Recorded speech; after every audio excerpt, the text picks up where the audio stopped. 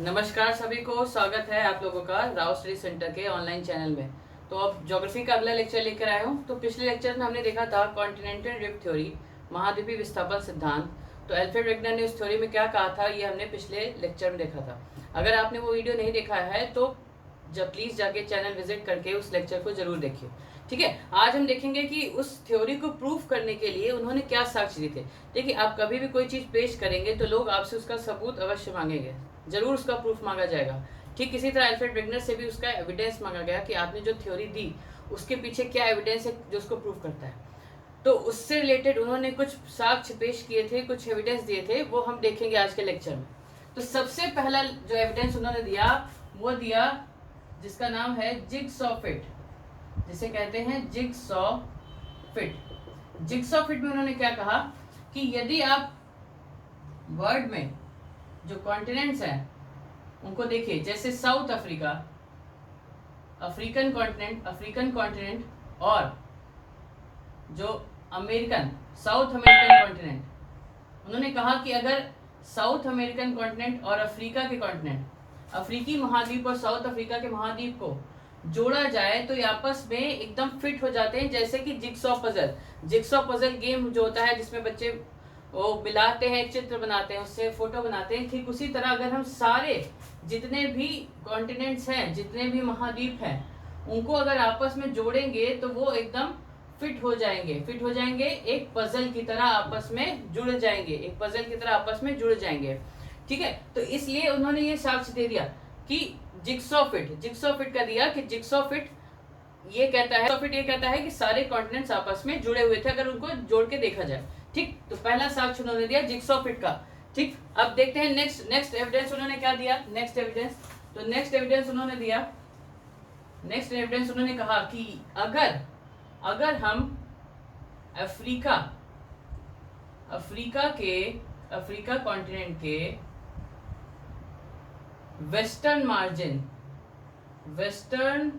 African continent के western margin यानी पश्चिमी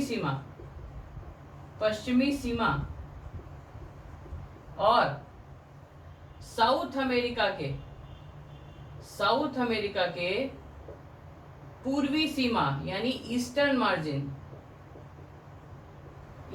मार्जिन यानी पूर्वी सीमा, इनके पूर्वी सीमा साउथ अमेरिका के पूर्वी सीमा और अफ्रीका के पश्चिमी सीमा के में जो चट्टान है, जो रॉक्स हैं, उनकी एज अगर निकाली जाए तो उनकी एज सिमिलर पाई जाएगी। और ऐसा क्यों? ये बात ये प्रूफ करती है कि ये दोनों रॉक जो है वो कभी एक साथ एक हिस्सा हुआ करते थे। अगर एक हिस्सा ना होते तो उनके एज सिमिलर ना पाए जाते।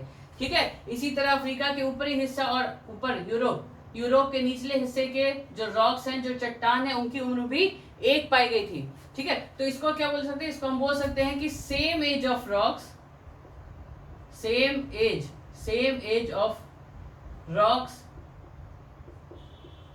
ऑन कोस्टल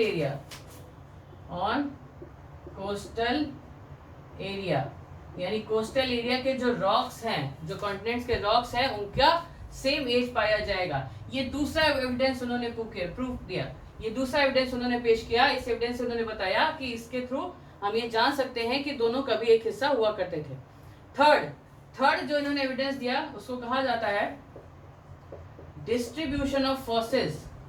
क्या कहा जाता है? डिस्ट्रीब्यूशन ऑफ फॉसिल्स यानी जीवाश्मों का वितरण।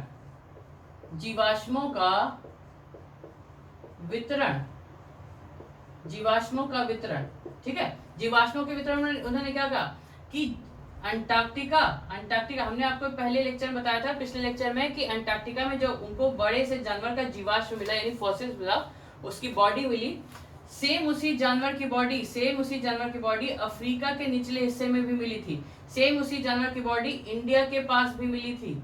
ठीक है, और उसी जानवर की बॉडी ऑस्ट्रेलिया के पास, इंडिया के पास, अफ्रीका के पास, अंटार्कटिका के पास, उसी जानवर का आधा शरीर कह सकते हैं कि मिला था। तो ये भी प्रूव करता है कि सारे आपस में कभी न कभी मिले हुए थे। अगर ये ना मिले होते तो फिर एक ही जानवर का जीवाश्म अलग अलग कॉन्टिनेंट में, अलग अलग महाद्वीपों में कैसे पाया जाता।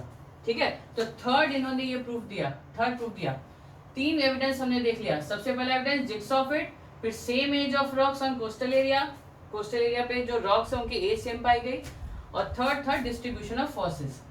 फोर्थ जो एविडेंस इन्होंने दिया, कि टिलाइट डिपॉजिट भी एक ही प्रकार के थे।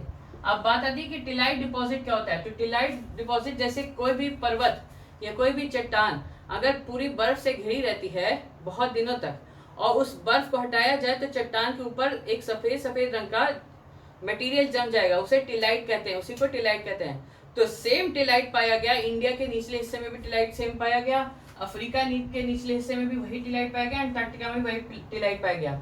अभी बताइए टिलाइट अफ्रीका के निचले हिस्से में कैसे पाया जा सकता है, ये तो ऊपर हुआ करता था, ठीक है, ये तो ऊपर है, तो इसका मतलब कि ये कभी एक साथ जुड़े हुए रहेंगे, इसीलिए टिलाइट डिपॉजिट एक ही तरीके का मिला, सेम टिलाइट डिपॉजिट, ठीक है। तो ये साक्ष्य उन्होंने पेश किए, ये सारे साक्ष्य पेश किए, 4 साक्ष्य, jigsaw fit, same age of rocks, और थर्ड डिस्ट्रीब्यूशन ऑफ फोर्सेस, और फोर्थ हो गया टिलाइट डिपॉजिट। इन साक्ष्यों को देख के उन्होंने बताया कि हमारी थ्योरी किस तरह से सही बैठती है। लेकिन उनसे पूछा जब गया कि अच्छा चलिए ये तो मान लिया जाए कि आपने जो बताया कि सारे कॉन्टिनेंट एक साथ मिले हुए थे, वो फिर वो धीरे धीरे करके अलग हुए, तो ये आखिर किस लिए अलग हुए, कैसे अलग हुए, उसके पीछे का कारण क्या था। आपकी बात में ये तो दम है कि ये सारे एक साथ मिले हुए थे और ये सारा एविडेंस है, लेकिन वो क्यों अलग हुए।